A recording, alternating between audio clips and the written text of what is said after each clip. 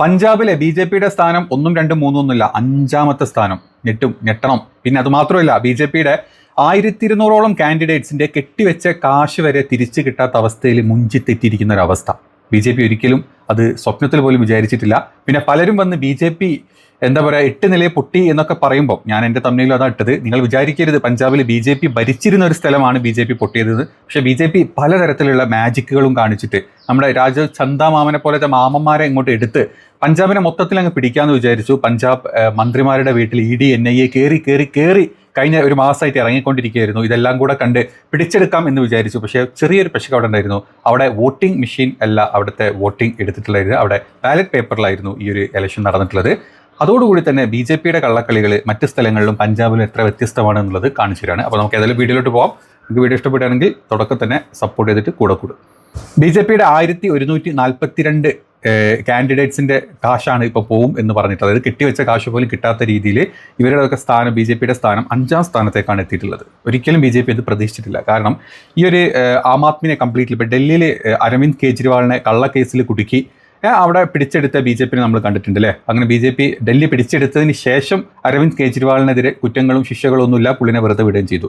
അതേ പരിപാടി പഞ്ചാബിൽ അവർ മാക്സിമം നോക്കിയിട്ടുണ്ടായിരുന്നു. അതിൻ്റെ ഭാഗമായിട്ടൊക്കെ തന്നെയാണ് നമ്മുടെ രാഘവ് ചന്ദനെ പോലത്തെ യുവാക്കളുടെ ഹരമായിരുന്ന MP-നൊക്കെ BJP വിലക്കെടുത്തതും കൂട്ടത്തിൽ മറ്റ് 7-8ഓളം മറ്റ് MP-മാരെ അങ്ങോട്ട് ചാടിച്ചതും. അതിൻ്റെ ഭാഗത്തിൽ പഞ്ചാബ് എന്ന് പറഞ്ഞ സ്ഥലത്തെ കംപ്ലീറ്റ് നിയമസഭ തന്നെ എന്താ പറയുക രാഘവ് ചന്ദൻ്റെ കൂടെ MLA-മാർ ഒഴുകിപ്പോകും എന്ന് പറഞ്ഞ്, അത് മാത്രമല്ല അവിടുത്തെ പല രീതിയിലുള്ള എന്താ പറയുക ഇമ്മാതിരി കുനിഷ്ഠ ബുദ്ധികളൊക്കെ നമ്മുടെ BJP അല്ലെങ്കിൽ സംഘപരിവാർ RSS കാണിച്ചു നോക്കി.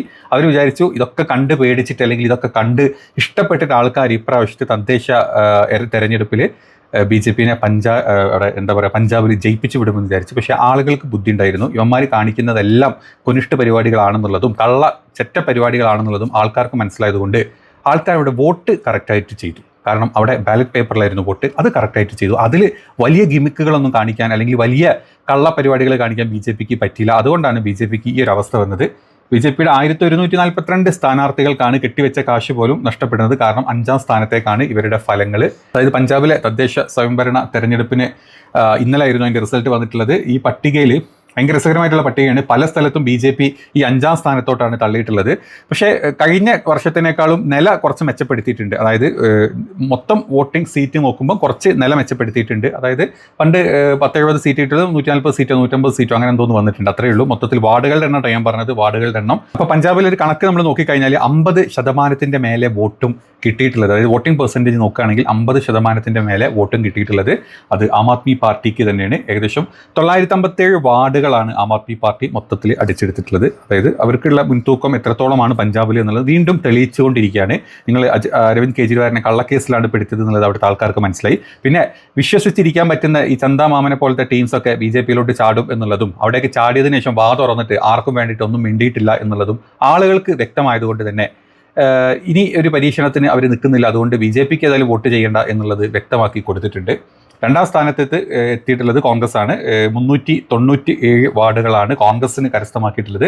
3ാം സ്ഥാനത്ത് എത്തിയിട്ടുള്ളത് സ്വതന്ത്ര സ്ഥാനാർത്ഥികളെ മൊത്തത്തിൽ എടുത്തു കഴിഞ്ഞാൽ 3ാം സ്ഥാനത്തേക്ക് 251 വാർഡുകൾ മൊത്തത്തിൽ സ്വതന്ത്രരായിട്ട് മത്സരിച്ച ആളുകൾക്ക് അവിടെ കിട്ടിയിട്ടുണ്ട്. 4ാം സ്ഥാനത്താണ് ശിരോമണി അകാലിദറിൻ്റെ പാർട്ടിക്ക് കിട്ടിയിട്ടുള്ളത്. 191 വാർഡുകളാണ് അവർ കരസ്ഥമാക്കിയിട്ടുള്ളത്. 5ാം സ്ഥാനത്തോട്ടാണ് BJP NDA സഖ്യം അവിടെ വിജയിച്ചിട്ടുള്ളത്. അതായത് 167 മുതൽ 172 വാർഡുകൾ വരെ NDA സഖ്യത്തിന് അവിടെ കിട്ടിയിട്ടുള്ളത്. ഇനി നമുക്കറിയാം എങ്ങനെയാണ് CBI എങ്ങനെയാണ് അരവിന്ദ് കെജ്രിവാളിനെ പെടുത്തത് നമുക്കറിയാം. ഇല്ലാത്തൊരു കേസ് കെട്ടിച്ചമച്ച് മന്ത്രിയായിരിക്കുന്ന സമയത്ത് തന്നെ വന്ന് വലിയ കൊട്ടി ഘോഷിച്ച് അറസ്റ്റ് ചെയ്തു കൊണ്ടുപോയി മുഖ്യമന്ത്രി സ്ഥാനത്ത് ഇരിക്കുമ്പം തന്നെ. അതിനുശേഷം അവിടെ തെരഞ്ഞെടുപ്പ് നടന്നു. അവിടെ പിന്നെ ബാലറ്റ് പേപ്പർ അല്ലായിരുന്നു, അവിടെ വീണ്ടും EVM തന്നെ ആയിരുന്നു. അതിലും കാണിക്കാൻ പറ്റുന്ന കുത്തിത്തിരിപ്പുകളും കുന്നായ്മകളും കള്ളത്തരങ്ങളും എല്ലാം കൂടെ കാണിച്ചിട്ട് BJP അവിടെ ജയിച്ചു കഴിഞ്ഞ് വിതിൻ ഒരു 1 ഇയർ കഴിഞ്ഞപ്പോൾ തന്നെയാണ് ഡൽഹി നമ്മുടെ ഹൈക്കോടതി തന്നെ പറഞ്ഞു ഇയാൾക്കെതിരെ പ്രത്യേകിച്ച് കേസെടുക്കാനുള്ള ഒരു കാര്യങ്ങളും ഒരു തെളിവും ഒരു സംഭവങ്ങളും CBIൻ്റെ കയ്യിലോ അതല്ലെങ്കിൽ NIAയുടെ കയ്യിലോ ഇല്ല. അതുകൊണ്ട് കേസെടുക്കാൻ പറ്റില്ലെന്ന് പറഞ്ഞാൽ അയാളെ വെറുതെ വിടുന്നത് നമ്മൾ കണ്ടു. വളരെ വ്യക്തമാണ് എങ്ങനെയാണ് BJP ഓരോ സ്ഥലങ്ങളിലും ഒന്നുകിൽ EDനെ വിട്ടിട്ട് പേടിപ്പിച്ചിട്ട് പാർട്ടിയിലോട്ട് ചേർത്തും. ഇനി EDയും NIAയും വന്ന് പേടിക്കാത്ത ആളുകളാണെങ്കിൽ കേസെടുക്കും. അങ്ങനെ കേസെടുത്ത് അയാളെ ജയിലിലിടും. അങ്ങനെ അവിടെ കിട്ടേണ്ടതൊക്കെ കിട്ടിക്കഴിഞ്ഞാൽ ആ കേസ് അങ്ങ് റിലീസ് ചെയ്യും. കാരണം ഏകദേശം 10 വർഷത്തിൻ്റെ ഇടയ്ക്ക് ED എടുത്തിട്ടുള്ള 6500ഓളം കേസുകളിൽ വെറും 15 കേസുകളിൽ മാത്രമേ ശിക്ഷ നടപ്പാക്കിയിട്ടുള്ളൂ. ബാക്കിയുള്ള കംപ്ലീറ്റ്, അതായത് 99.5% കേസുകളും EDയുടെ കേസുകൾ കെട്ടിച്ചമച്ച കേസുകളും അല്ലെങ്കിൽ തുമ്പില്ലാത്ത കേസുകളുമായി വേണ്ടി കഴിഞ്ഞ 10 വർഷത്തിന് കണക്കാണ്. അതിൻ്റെ മുമ്പത്തെ വർഷം അങ്ങനെയല്ല. അതിൻ്റെ മുമ്പത്തെ വർഷത്തിന് കണക്ക് എല്ലാം വെൽ സെറ്റിൽഡ് ആണ്. നിങ്ങൾക്ക് എടുത്തു നോക്കിയാൽ മനസ്സിലാവും. അപ്പം വളരെ ക്ലിയർ ആണ് BJP എങ്ങനെയാണ് ഈ കുരങ്ങന്മാരെ പോലെ ഇവന്മാരെ ചാടിപ്പിക്കുന്നത്. കേന്ദ്ര ഏജൻസികളായിട്ടുള്ള ED, NIA, CBI, even supreme കോർട്ടിനെ വരെ, നമ്മുടെ കോർട്ടിലെ ന്യായാധിപന്മാരെ വരെ BJPക്ക് തോന്നുന്ന പോലെ കുരങ്ങന്മാരെ ചാടിപ്പിക്കുന്ന പോലെ ചാടിപ്പിക്കുന്നതിനുള്ള ഏറ്റവും ഉത്തമ ഉദാഹരണങ്ങളാണ് ഇങ്ങനെ. ഇപ്പോൾ നമ്മൾ ലാസ്റ്റ് ഈ 10 വർഷത്തിൻ്റെ ഇടയ്ക്ക് എവിടെയൊക്കെയാണോ ബാലറ്റ് പേപ്പറിൽ വോട്ടിംഗ് നടത്തിയിട്ടുള്ളത് അതിൽ 95% എതിർ പാർട്ടികളെ ജയിച്ചിട്ടുള്ളൂ. BJP ജയിച്ചത് വെറും 5% സ്ഥലത്ത്.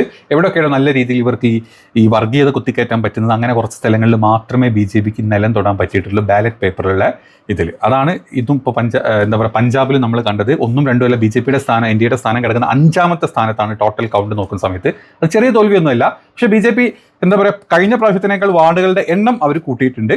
എവിടെയൊക്കെയാണോ അവർക്ക് അവരുടെ ഈ വർഗീയത പെനിട്രേറ്റ് ചെയ്യാൻ പറ്റുന്ന സ്ഥലങ്ങളിലൊക്കെ അത് മാക്സിമം അവർ പെനിട്രേറ്റ് ചെയ്തിട്ട് അങ്ങനെ കുറച്ച് സീറ്റുകളെ കൂട്ടിയിട്ടുള്ളൂ. ഇപ്പം നമ്മൾ ബംഗാളൊക്കെ കമ്പയർ ചെയ്യുന്ന സമയത്ത് ആദ്യം 3 സീറ്റ്, പിന്നെ 77 സീറ്റ്, പിന്നെ അവിടെ നിന്ന് അങ്ങോട്ട് പിന്നെ മൊത്തത്തിൽ വടിച്ചെടുത്ത് നമ്മൾ കണ്ടു. പക്ഷേ വടിച്ചെടുക്കാനുള്ള കാര്യമായിട്ടുള്ള സപ്പോർട്ട് നമ്മൾ കൊടുത്തിട്ടുള്ളത് ആരൊക്കെയാണ്? SIR, ഗ്യാനേഷ് കുമാരേട്ടൻ, പിന്നെ EVM മെഷീനുകൾ, പിന്നെ അവിടുത്തെ ബാക്കി എല്ലാ ലൊട്ടിലൊടുക്ക് പരിപാടികളൊക്കെ ചെയ്തിട്ടാണ് ജയിച്ചത്.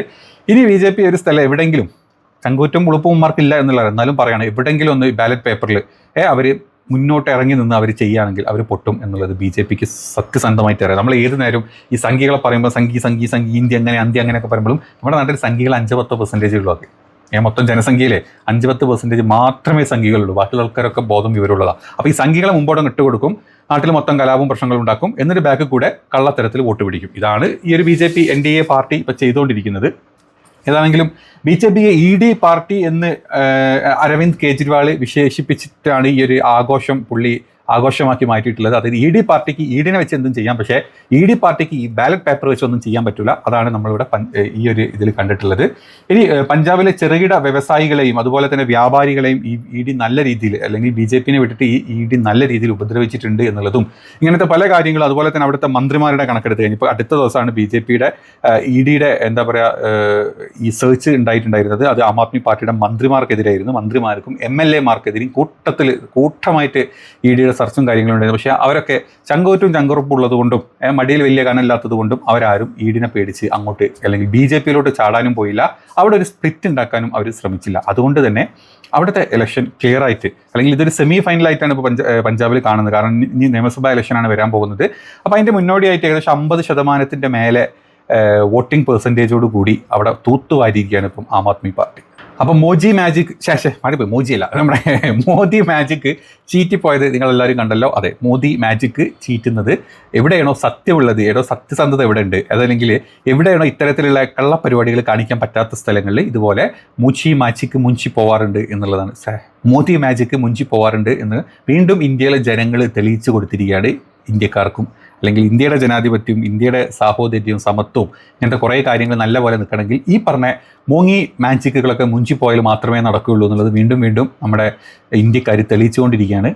ഇനി നമ്മുടെ നാട്ടിലും ഈ പറഞ്ഞ പോലെ തന്നെ, അല്ലെങ്കിൽ ഈ സൗത്ത് ഇന്ത്യയിലും നോർത്ത് ഇന്ത്യയിലും മറ്റ് സ്ഥലങ്ങളിലും എവിടെയൊക്കെ ഈ ഒരു EVM സിസ്റ്റം മാറി, ഈവൻ അമേരിക്ക പോലും EVM മാറ്റിയിട്ട് ബാലറ്റ് പേപ്പറിലോട്ട് തിരിയണമെന്നുള്ള, അല്ലെങ്കിൽ തിരിഞ്ഞുകൊണ്ടിരിക്കുന്ന ഒരു കാലത്ത് ഇത്തരത്തിലുള്ള ചിന്താഗതി ഇന്ത്യയിലുള്ള ആളുകൾക്കും കൊണ്ടുവരാം, അല്ലെങ്കിൽ അത് എത്രത്തോളം നടപ്പാക്കാൻ പറ്റും എന്ന് നമുക്കറിയില്ല. കാരണം ഇന്ത്യ ഭരിക്കുന്നത് ഈ പറഞ്ഞ മൂഞ്ചിയ പാർട്ടി ആയതുകൊണ്ട് അത് എത്രത്തോളം നടപ്പാക്കാൻ പറ്റും എന്നറിയില്ല. സംസ്ഥാനങ്ങൾക്ക് അവർക്ക് പറ്റുന്ന രീതിയിലൊക്കെ നടപ്പാക്കാൻ പറ്റും. ഇപ്പോൾ കർണാടക അവരുടെ നിയമസഭാ ഇലക്ഷൻ വരെ ബാലറ്റ് പേപ്പറിലോട്ട് മാറ്റണം എന്നുള്ള ചിന്തയിലും, അല്ലെങ്കിൽ അതിൻ്റെ ചർച്ചകളും കാര്യങ്ങളൊക്കെ ഒരു സൈഡിൽ നടന്നുകൊണ്ടിരിക്കുന്നുണ്ട്. നടക്കട്ടെ. അപ്പം നമുക്ക് കറക്റ്റായിട്ട് മനസ്സിലാവും എത്രത്തോളം BJPനെ ഈ പറഞ്ഞ നാട്ടിലെ ആളുകൾ വെറുക്കുന്നുണ്ട്, അവരുടെ കൊള്ളരുതായ്മ കയ്യിലുള്ളത് കൊണ്ട് എത്രത്തോളം വെറുക്കുന്നുണ്ടെന്ന് അപ്പോഴാണ് മനസ്സിലാവുക. അതുകൊണ്ടാണല്ലോ CJP പാർട്ടി പോലത്തെ പാർട്ടികൾ വരുന്നതും കോടിക്കണക്കിന് ആൾക്കാർ അതിനെ സപ്പോർട്ട് ചെയ്യുന്നതും, അല്ലെങ്കിൽ അവരെ തകർക്കാൻ വേണ്ടിയിട്ട് ഈ ഒരു ഗവൺമെൻറ് ഏതൊക്കെ അന്തം കെട്ട രീതിയിൽ മുന്നോട്ട് പോകാൻ പറ്റും എന്നുള്ള രീതിയിൽ പോയിട്ട് അവരുടെ ചാനലുകൾക്കും അവരുടെ ആളുകൾക്കൊക്കെ ഭീഷണിയായിട്ട് പോകുന്നതിനുള്ള ലക്ഷ്യം വളരെ സിമ്പിളാണ്. അല്ലെങ്കിൽ ഇന്ത്യയിൽ BJPനെ മടുത്തൊന്നുമില്ല, BJPയുടെ ചെറ്റത്തരങ്ങൾക്ക് ഇന്ത്യ മടുത്തിട്ടുണ്ട്. അതല്ലെങ്കിൽ അതിൽ നിന്ന് പുറത്തോട്ട് വരാൻ പറ്റാത്ത രീതിയിൽ ഈ പറഞ്ഞ കേന്ദ്ര ഏജൻസികൾ ബാക്കി എല്ലാ സാധനങ്ങളെയും കയ്യിൽ ഒതുക്കി വെച്ചിരിക്കുന്ന ഒരു സ്വേച്ഛാധിപത്യ ഭരണം തന്നെയാണ് ഇന്ത്യയിൽ ഇപ്പം നടന്നുകൊണ്ടിരിക്കുന്നത്. അപ്പോൾ നിങ്ങളുടെ അഭിപ്രായങ്ങൾ താഴത്ത് കമൻറ്റ് ചെയ്യുക. നമുക്ക് അടുത്ത വീഡിയോയിൽ കാണാം. ബൈ.